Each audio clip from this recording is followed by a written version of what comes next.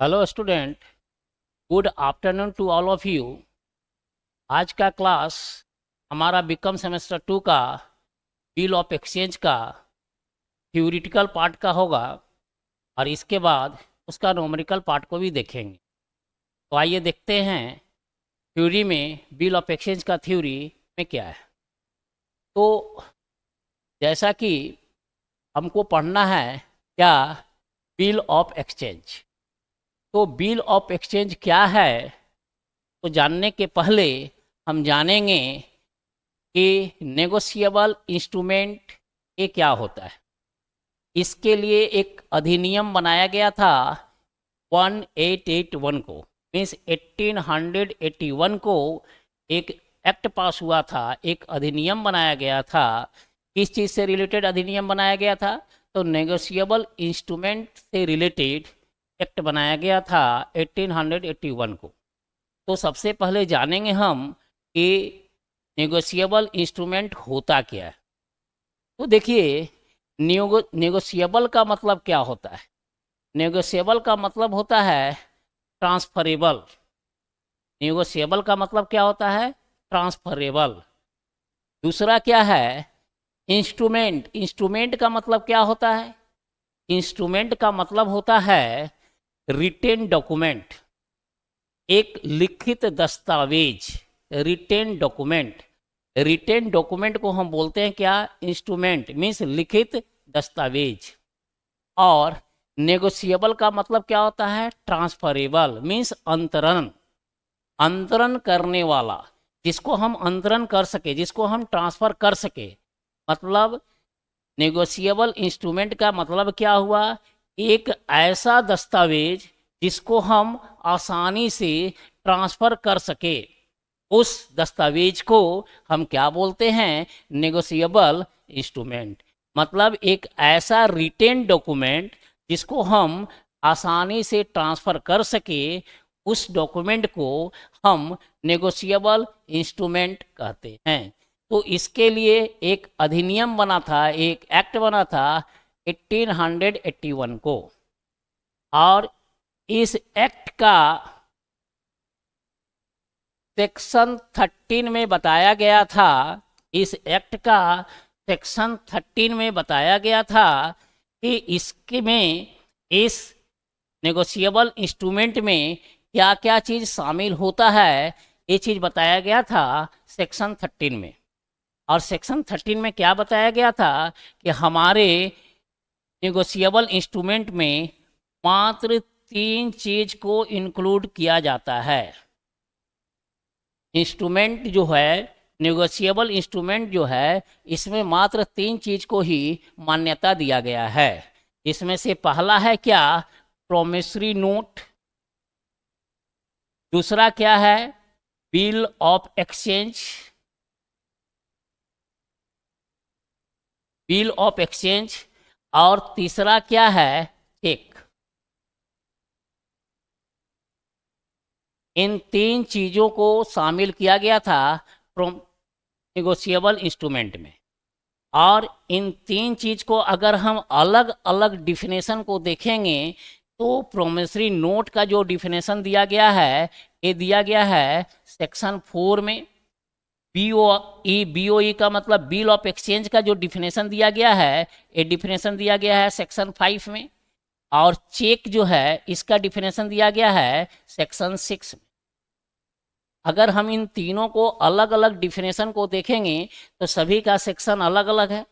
Section 4 में दिया गया है प्रोमिसरी नोट का, सेक्शन 5 में दिया गया है बिल ऑफ एक्सचेंज का डिफिनेशन, और सेक्शन 6 में दिया गया है चेक के से रिलेटेड डिफिनेशन।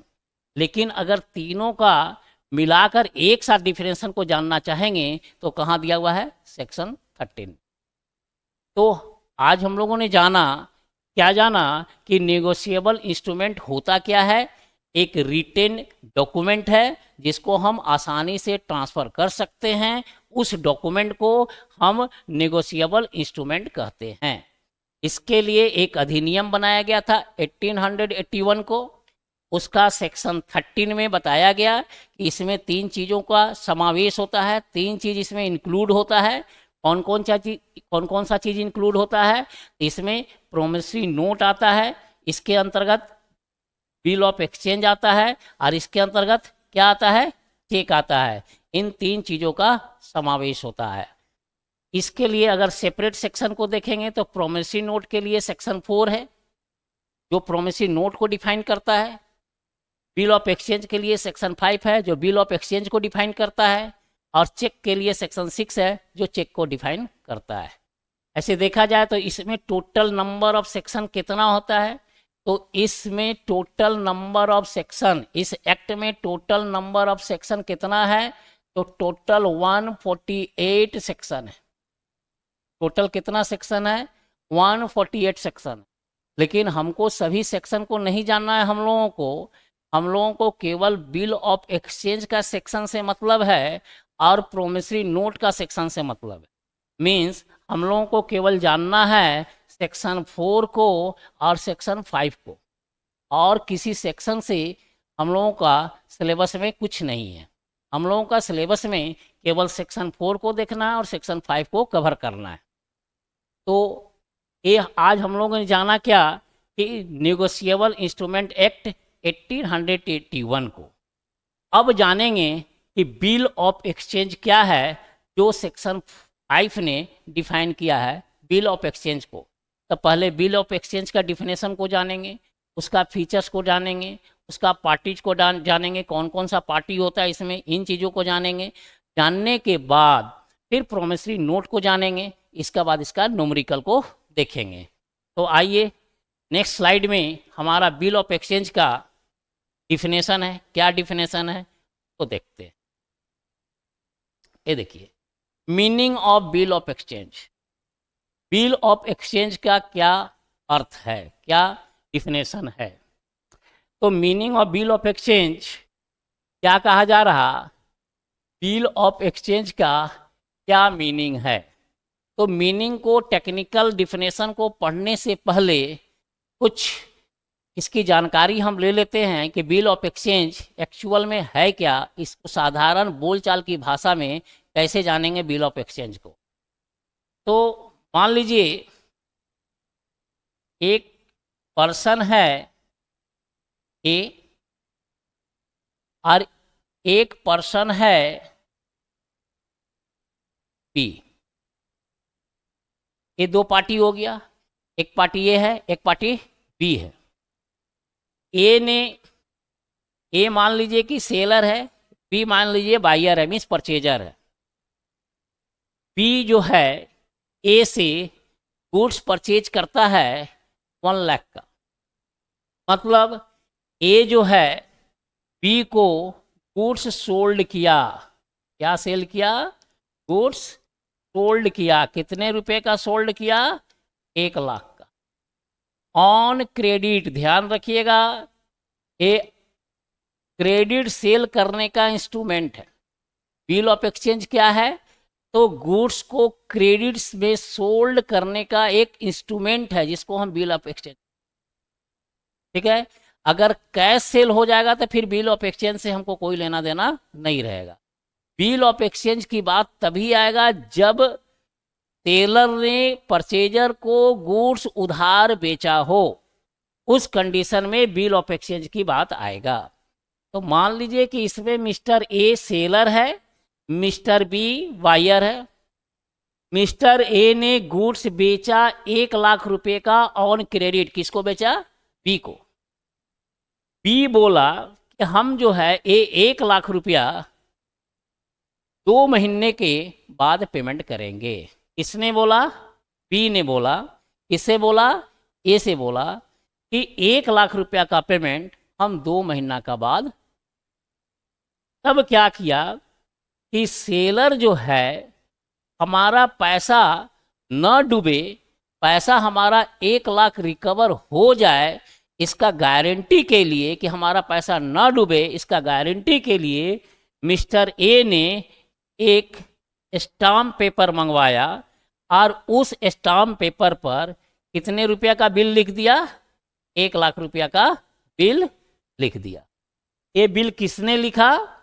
मिस्टर ए ने 1 लाख रुपया का बिल लिख दिया। और इस बिल में सेलर भी यहां पर साइन किया और बायर ने यहां पर साइन किया। बिल लिखा, कौन बिल लिखा? सेलर ने बिल लिखा 1,00,000 रुपये का, और बिल लिखने के बाद यहां पर साइन किया सेलर ने, और बिल दे दिया किसको? बायर को। किस लिए दिया? कि भाई तुम भी इस बिल पर साइन कर दो कि 1,00,000 रुपया 2 महीने के बाद आपको दे दिया जाएगा। इस प्रकार से बायर ने भी इस बिल में साइन कर दिया।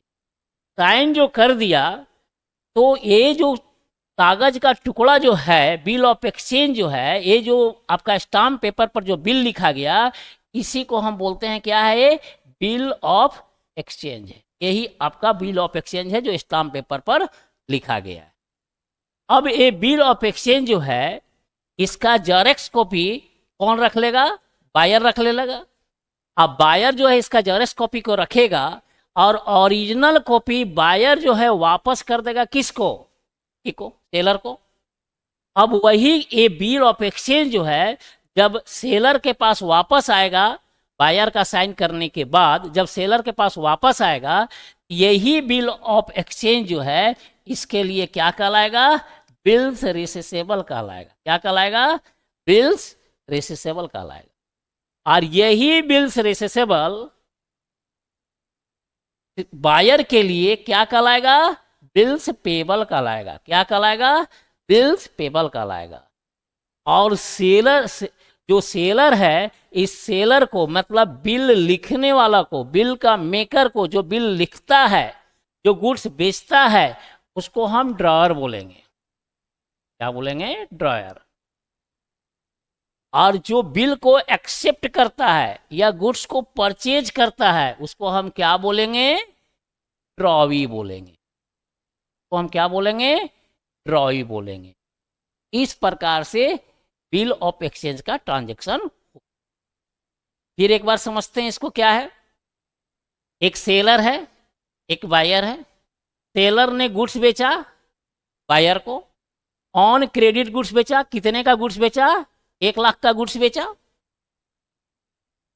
बायर ने बोला कि हम 1,00,000 रुपया पेमेंट कब करेंगे? 2 महीने के बाद करेंगे। सेलर ने क्या किया कि अपना 1,00,000 रुपया का प्रोटेक्शन के लिए, 1,00,000 रुपया का गारंटी पेमेंट लेने के लिए, उसने क्या किया? स्टाम्प पेपर पर एक बिल जनरेट किया, और स्टाम्प पेपर पर लिखा और खुद साइन किया, और बायर को भेज दिया कि भाई तुम भी इस पर साइन कर दो। बायर ने भी इस पर साइन किया, और एक जेरॉक्स कॉपी बायर अपने पास रख लिया, और ओरिजिनल कॉपी ट्रांसफर कर दिया किसको? सेलर को। और ओरिजिनल कॉपी जब सेलर के पास आया, तो वही ओरिजिनल कॉपी सेलर के लिए क्या बन गया? बीआर बन गया, बिल्स रिसीसेबल बन गया। और यही बिल्स रिसीसेबल बायर के लिए क्या बन गया? बिल्स पेबल बन गया।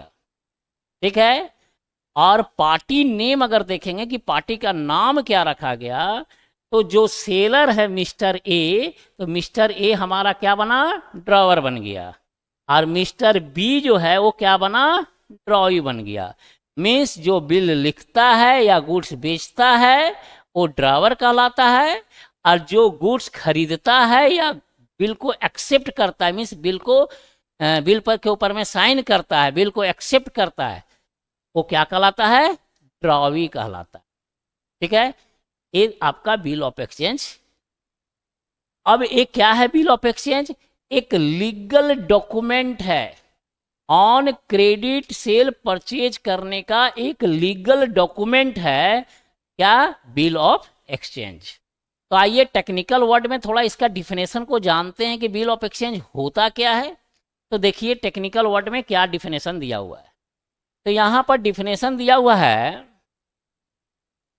वो हटा देते हैं। क्या डिफिनेशन है? देखिए बिल ऑफ एक्सचेंज का डिफिनेशन दिया हुआ है अकॉर्डिंग टू सेक्शन 5। किस सेक्शन में दिया हुआ है? सेक्शन 5 में, of the negotiable instrument act 1881। तो बिल ऑफ एक्सचेंज का डिफिनेशन कहाँ दिया हुआ है? तो नेगोशिएबल इंस्ट्रूमेंट एक्ट 1881 का सेक्शन 5 में डिफिनेशन दिया हुआ। अभी हम बताए थे कि नेगोशिएबल इंस्ट्रूमेंट का मतलब क्या होता है, एक ऐसा रिटन डॉक्यूमेंट जो हम आसानी से ट्रांसफर कर सकते हैं, उस डॉक्यूमेंट को हम क्या कहते हैं, नेगोशिएबल इंस्ट्रूमेंट कहते हैं। उसके अंतर्गत क्या आता है, बिल ऑफ एक्सचेंज आता है, प्रोमिसरी नोट आता है, चेक आता है। तो हम अभी क्या पढ़ रहे हैं, बिल ऑफ एक्सचेंज को। बिल ऑफ एक्सचेंज का अगर सेपरेट डिफिनेशन देखेंगे तो कहाँ देखेंगे, सेक्शन 5 में। तो क्या डिफिनेशन है, पूरा a bill of exchange is defined as, पूरा बिल ऑफ एक्सचेंज को कैसे डिफाइन किया गया है, तो देखिए क्या डिफिनेशन है, टेक्निकल वर्ड को समझिए, यहां से डिफिनेशन शुरू है। पूरा एन इंस्ट्रूमेंट, ये क्या है, एक इंस्ट्रूमेंट है, रिटेन डॉक्यूमेंट है, इन रिटेन, पूरा क्या, कंटेनिंग एन अनकंडीशनल ऑर्डर, मतलब एक ऑर्डर है, रिक्वेस्ट नहीं है। और कैसा ऑर्डर है, अनकंडीशनल ऑर्डर है, मीन्स किसी प्रकार का कोई कंडीशन इसमें लागू नहीं होता है, अनकंडीशनल है। मतलब 1,00,000 रुपया का अगर हम आपसे गुड्स बेचे हैं ऑन क्रेडिट, तो आपको जो है 2 महीने का बाद का बिल लिखा गया है, 1 महीना का बाद का बिल लिखा गया है, तो 1 महीना का बाद वो 1,00,000 रुपया आपको पेमेंट करना होगा। एक ऐसा एक ऑर्डर है, अनकंडीशनल, इसमें कोई कंडीशन लागू नहीं है। मतलब ऐसा नहीं कंडीशन लागू है कि गुड्स अगर आपको पसंद पड़ेगा तो 1,00,000 दीजिएगा, पसंद नहीं पड़ेगा तो मत दीजिएगा, ऐसा कोई कंडीशन नहीं है। अनकंडीशनल ऑर्डर है, मीन्स किसी प्रकार का कोई कंडीशन लागू नहीं है, आपको देना ही है, ऐसा ऑर्डर है। ये रिक्वेस्ट नहीं है, बिल ऑफ एक्सचेंज रिक्वेस्ट नहीं है, क्या है, ऑर्डर है। ऐसा कहाँ लिखा हुआ है, सेक्शन 5 में, है ना, नेगोशिएबल इंस्ट्रूमेंट एक्ट 1881 का सेक्शन 5 में ऐसा बात लिखा हुआ है। क्या लिखा हुआ है, अनकंडीशनल ऑर्डर है। ये ऑर्डर पर क्या होता है, तो साइंड बाय द मेकर, इस पर साइन करता है, कौन साइन करता है, मेकर, मतलब जो बिल लिखता है, मतलब जो गुड्स बेचता है, मतलब ड्रावर, जो गुड्स बेचता है वो क्या है, ड्रावर। तो इसमें ड्रावर का साइन किया हुआ रहता है, मेकर का मतलब ड्रावर। पूरा क्या, directing a certain person, directing a certain person, ये ऑर्डर किसको दिया जाता है, डायरेक्टिंग ए सर्टेन पर्सन, मतलब ड्रावी को। डायरेक्टिंग ए सर्टेन पर्सन मैंने उस पर्सन को हम जान रहे हैं कि किसको हम ऑर्डर कर रहे हैं, उस पर्सन को हम जान रहे हैं कि हम ऑर्डर किसको कर रहे हैं, है ना। इसी तरह हम ऑर्डर नहीं कर रहे हैं, हम जान रहे हैं कि ऑर्डर हम किसको कर रहे हैं, ड्रावी को कर रहे हैं, तो सर्टेन पर्सन को ऑर्डर किया जाता है। तो बोल रहा है क्या, directing a certain person to pay certain sum of money, certain sum of money का मतलब निश्चित अमाउंट पेमेंट करना है। ऐसा नहीं कि यूं ही बोल दिए कि 1,50,000 पेमेंट कर दो, 2,00,000 पेमेंट कर दो, 5,00,000 पेमेंट कर दो, ऐसा नहीं है। सर्टेन अमाउंट पेमेंट करना है, मीन्स जितना बिल में लिखा हुआ है, बिल ऑफ एक्सचेंज में अगर 1,00,000 लिखा हुआ है तो 1,00,000 पेमेंट करना है, 5,00,000 लिखा हुआ है तो 5,00,000 पेमेंट करना है, 10,00,000 लिखा हुआ है तो 10,00,000 पेमेंट करना है, मीन्स सर्टेन अमाउंट ही पेमेंट करना है, ठीक है। और वो अमाउंट हमको मालूम है कि क्या पेमेंट करना है या क्या पेमेंट रिसीव लेना है। तो यहाँ पर क्या बोल रहा है, पे सर्टेन सम ऑफ मनी, पूरा ओनली टू, यहाँ ओनली टू का मतलब क्या हुआ, ओनली का टू का मतलब है कि मेकर को दे दो, मेकर का मतलब ड्रावर, पेमेंट किसको करना है, ओनली टू, ओनली टू का मतलब जो बिल लिखने वाला है उसी को पेमेंट करना है। ओनली टू का मतलब बिल लिखने वाला, ड्रावर, मेकर, मेकर को पेमेंट करना है। और to the order of a certain person, या हम जिसको, मेकर, मेकर मतलब ड्रावर, ड्रावर जिसको ऑर्डर करेगा, ड्रावर ड्रावी को बोला कि हमारा जो भी बिल का पेमेंट है मिस्टर सी को, मिस्टर डी को तुम कर देना। तो ऑर्डर दिया, कौन दिया ऑर्डर, ड्रावर ऑर्डर दिया, किसको, ड्रावी को, कि हमारा जो भी बिल का पेमेंट है उस व्यक्ति को तुमको कर देना है, ठीक है। तो उसी व्यक्ति को पेमेंट होगा। वही चीज यहाँ लिखा हुआ है, to the order of a certain person, मतलब जिसको हम ऑर्डर करेंगे, जिसको हम देने बोलेंगे उसको देना है, सर्टेन पर्सन। और to be bearer of the instrument, to the bearer, bearer का मतलब होल्डर, बियरर का मतलब होल्डर, जो बिल का होल्डर है, मतलब जिसके हाथ में बिल रहेगा उसको पेमेंट कर, जिसके हाथ में बिल रहेगा उसको पेमेंट कर दो, क्योंकि ये ट्रांसफरेबल है।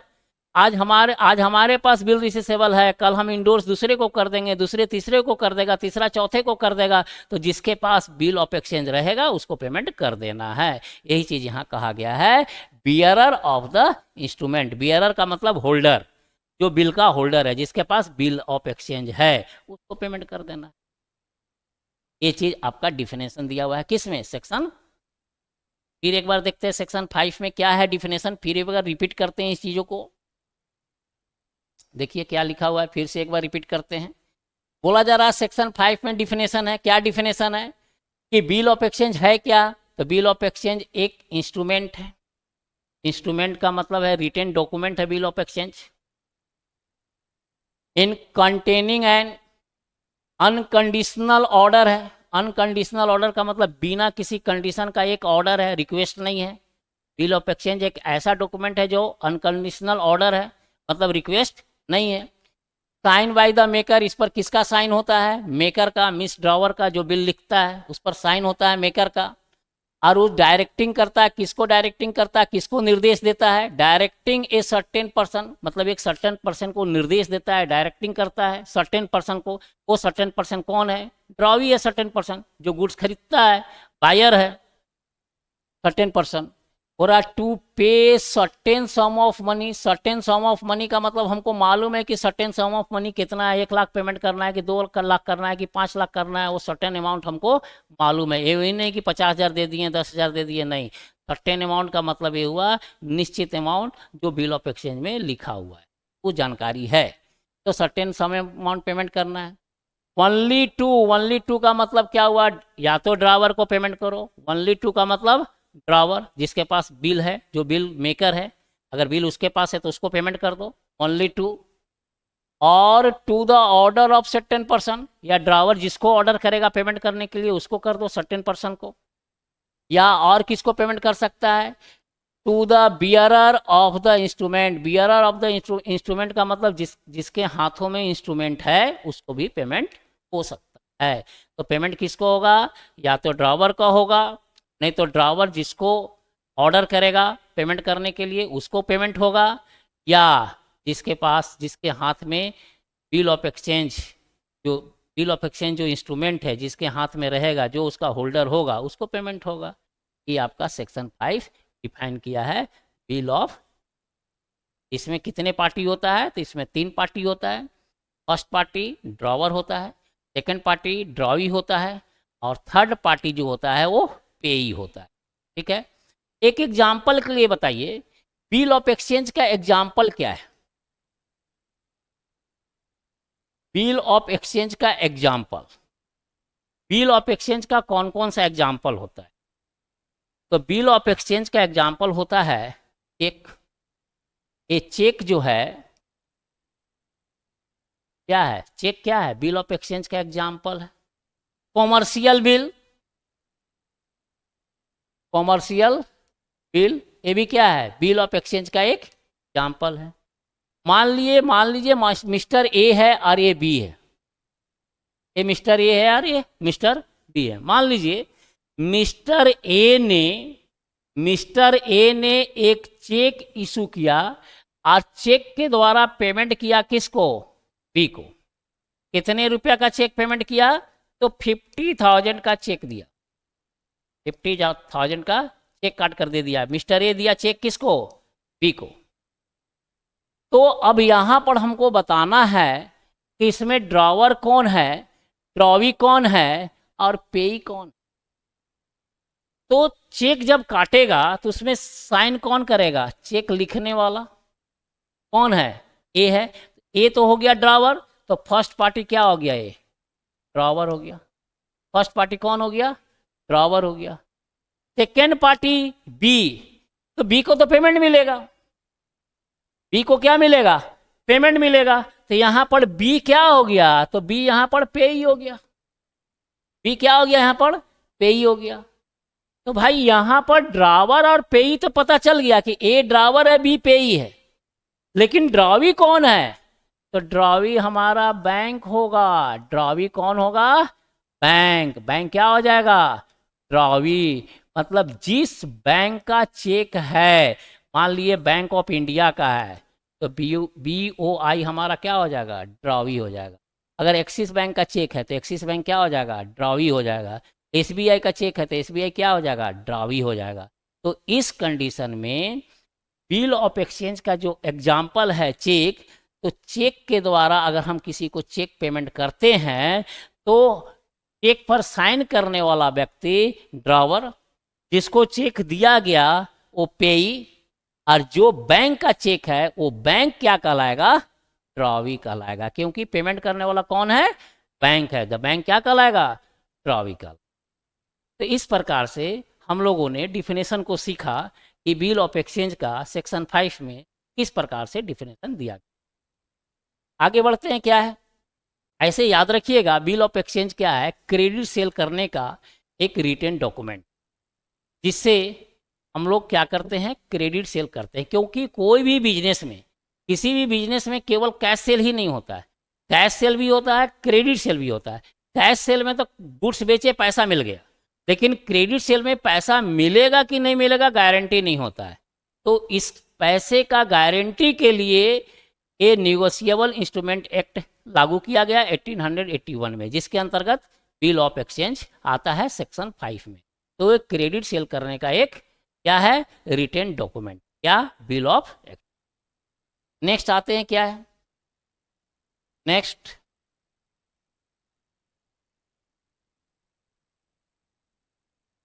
अब है फीचर्स। कौन कौन सा फीचर्स है, features of bill of exchange. Bill of exchange का कौन कौन सा फीचर्स होता है, थोड़ा फीचर्स को देखते हैं क्या क्या फीचर्स है।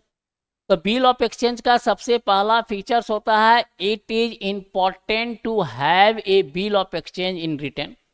ये बहुत जरूरी है कि बिल ऑफ एक्सचेंज कैसा होना चाहिए, तो बिल ऑफ एक्सचेंज रिटेन होना चाहिए, ओरल नहीं होता है bill of exchange. Bill of exchange कैसा होना चाहिए, रिटेन में होना चाहिए, बहुत ही इंपॉर्टेंट चीज है। दूसरा फीचर्स बोल रहा है, it must contain a confirm order. दूसरा फीचर्स बोल रहा है कि क्या है, इसमें ऑर्डर इसमें क्या होना चाहिए, ऑर्डर होना चाहिए, कंफर्म ऑर्डर होना चाहिए। To make a payment, payment करने के लिए ऑर्डर होना चाहिए। And not just the request, इसमें रिक्वेस्ट नाम का शब्द नहीं होता है, इसमें क्या होता है, ऑर्डर होता है। बिल ऑफ एक्सचेंज में रिक्वेस्ट नाम का कोई वर्ड नहीं है, ऑर्डर होता है। 2 महीने के बाद इतना पेमेंट करना है, मीन्स उतना पेमेंट करना है, ऑर्डर दिया जाता है, रिक्वेस्ट इसमें नहीं होता है। तीसरा फीचर्स क्या है, the order should not have any condition. Order में किसी प्रकार का कोई कंडीशन लागू नहीं होना चाहिए, मीन्स अनकंडीशनल होता है, कोई कंडीशन इसमें लागू नहीं होता, अनकंडीशनल होता है। चौथा फीचर बोल रहा है, the bill of exchange amount should be defined. Bill of exchange कितना होना चाहिए, मतलब कितने अमाउंट का होना चाहिए, 1 लाख का होना चाहिए, 2 लाख का, 5 लाख का, 10,000 का, 20,000 का। वो बिल ऑफ एक्सचेंज मतलब बिल ऑफ एक्सचेंज जो बनेगा मेकर के द्वारा, जब बिल ऑफ एक्सचेंज बनाया जाएगा तो उसमें कितना का अमाउंट का बिल ऑफ एक्सचेंज बनाया जा रहा, वो अमाउंट उसमें डिफाइन होना चाहिए, डिफिनिट होना चाहिए, वो अमाउंट डिफिनिट होना चाहिए। ये नहीं कि 10,000 का बिल लिखे 8,000 मिल रहा है, मतलब डिफिनिट अमाउंट होना चाहिए, 10,000, 5,000, 2,000, 6,000 जो भी है वो डिफिनिट अमाउंट उसमें होना चाहिए। नेक्स्ट क्या बोल रहा है, फिक्स्ड डेट होना चाहिए for the amount to be paid. उसका डेट फिक्स होना चाहिए, ये नहीं कि आज बिल लिखे कल आकर पेमेंट मिल गया। उसका एक फिक्स डेट होना चाहिए कि उसका पेमेंट कब मिलेगा, उसका डेट फिक्स होना of exchange. The bill must be signed by the both drawer and drawee. Bill जो है, बिल पर दोनों पार्टी का साइन होना चाहिए, ड्रावर का भी साइन होना चाहिए और ड्रावी का भी साइन होना चाहिए। किस पर, बिल ऑफ एक्सचेंज पर। मीन्स जो भी बिल लिखा जाएगा ड्रावर के द्वारा, उस बिल पर दोनों पार्टी का साइन होना चाहिए, ड्रावर का भी साइन होना चाहिए और ड्रावी का भी साइन होना। अगर उसमें ड्रावर साइन कर दिया, ड्रावी साइन नहीं किया, वो कागज का टुकड़ा बन गया, वो लीगल डॉक्यूमेंट नहीं कहलाएगा। लीगल डॉक्यूमेंट तभी कहलाएगा बिल ऑफ एक्सचेंज जब उसमें ड्रावर और ड्रावी का साइन हो। नेक्स्ट क्या बोल रहा, the amount stated on the bill should be paid on demand. जब हम डिमांड करेंगे तो हमारा अमाउंट पेमेंट हो जाना चाहिए, या on the expiry of the fix time, या फिक्स टाइम पूरा हो गया, हमारा टाइम पूरा हो गया तब बिल का पेमेंट होना चाहिए, या जब हम डिमांड करेंगे तब हमारा पेमेंट मिल जाना। इसके बाद लास्ट फीचर्स क्या बोल रहा, the amount is paid to the beneficiary of the bill, मतलब बिल का जो बेनिफिशरी है उसको अमाउंट पेमेंट हो जाना चाहिए, स्पेसिफिक पर्सन को होना चाहिए, जो जो पेई है स्पेसिफिक पर्सन है, जो उसका योग्य है, बिल का पेमेंट लेने योग्य है, उसी को पेमेंट होना चाहिए, अगेंस्ट ए डिफिनिट ऑर्डर, हम जिसको डिफिनिट ऑर्डर मीन्स ड्रावर जिसको ऑर्डर करेगा उसको पेमेंट हो जाना चाहिए, या तो ड्रावर को खुद पेमेंट मिलेगा या ड्रावर जिसको ऑर्डर करेगा उसको मिलेगा, या बिल का जो होल्डर होगा मतलब बिल का जो धारक होगा उसको बिल का पेमेंट। ये आपका फीचर्स हुआ किसका, बिल ऑफ एक्सचेंज का। बिल ऑफ एक्सचेंज का फीचर्स के बाद देखते हैं क्या इसमें, देखिए फीचर्स के बाद बताया जा रहा है advantage of bill of exchange, bill of exchange का क्या क्या एडवांटेज है, एडवांटेज को देखते हैं। तो एडवांटेज में बोल रहा है क्या है, पहला एडवांटेज बोल रहा है कि ये लीगल डॉक्यूमेंट है, पहला एडवांटेज क्या है, लीगल डॉक्यूमेंट है, अगर हमको पेमेंट नहीं मिलेगा तो हम केस फाइल कर सकते हैं उसके खिलाफ में, ड्रावी के खिलाफ में हम केस शूट कर सकते हैं, ठीक है, और पैसा ले सकते हैं, इसलिए लीगल डॉक्यूमेंट है पूरा। It is a legal document and if the drawee fail to make the payment, अगर पेमेंट करने से ड्रावी फेल कर जाता है, it will be easier for the drawer to recover the amount legally, तब हम अपना ड्रावर जो है अपना बिल का अमाउंट को इजी तरीके से लीगल तरीके से रिकवर कर सकते हैं।